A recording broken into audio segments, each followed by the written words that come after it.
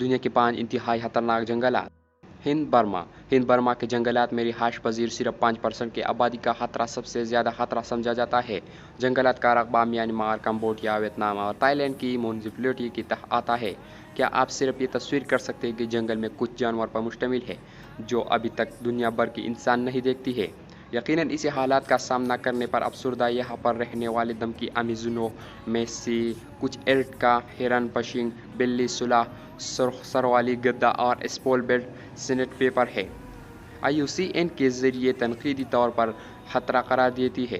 یہاں کا مسکن قریب مٹ جانے کے قریب ہے اور اس جنگلات کے زندگی کے تحفظ کے لیے کسی بھی چیز کی ضرورت ہے۔ نمبر 4، معتدل بارش۔ گرم موسم گرما کے جنگلات ہمارے سیارے آکسیجن بڑھانے والا ایک کامل ٹکڑا ہے۔ جنگل میں سالانہ زبردست بارش ہوتی ہے۔ وہ شمالی امریکہ، نیوزی لینڈ، آسٹریلیا اور یورپ کے کچھ حصوں جیسی بڑی ممالک میں رہتی ہے۔ ذرا غور کیجئے، اگر وہ خود دنیا کے نقشے میں اتنی پہچان گئی ہے اور اب وہ قدیم زمانے سے تقابل کے مقابلے میں صرف 25% کی طاقت سے ہے۔ Number 3، Borneo. اگر آپ دنیا کے سب سے بڑے جنگل میں سے ایک کا تجربہ کرنا چاہتے ہیں تو یہاں آپ کے لیے بورنیو جنگل ہے۔ بورنیو کا جنگل بورنیو کے تیسری سب سے بڑے جزیرے میں رہتا ہے۔ ماحولیاتی جھنڈا بورنیو کی اشنکٹبندیی اور سب ٹراپیکل پارم میں آتا ہے۔ 1957 میں اس جنگلات میں جانے والے 2 گندم گھسنے والے نے پوری نباتات اور حیوانات کو تقریباً ہلاک کر دیا۔ جنگلات کی جنگوں پر غیر قانونی لاگنگ اور کان گنی کے ذریعے جنگلات کی کٹائی کو روکنے کے دنوں اہم ہو جاتے۔ سلسلہ بندیوں نے بڑے پیمانے میں جنگجوؤں میں جنگلات کو تباہ کر دیا۔ کچھ قیمتی اور نایاب اقسام کی کٹائی اور فروخت کی جا رہی ہے۔ جو بروقت مناسب احتیاطی تدابیر اختیار نہ کی جائے تو مستقبل قریب میں ناپید ہو سکتی ہے۔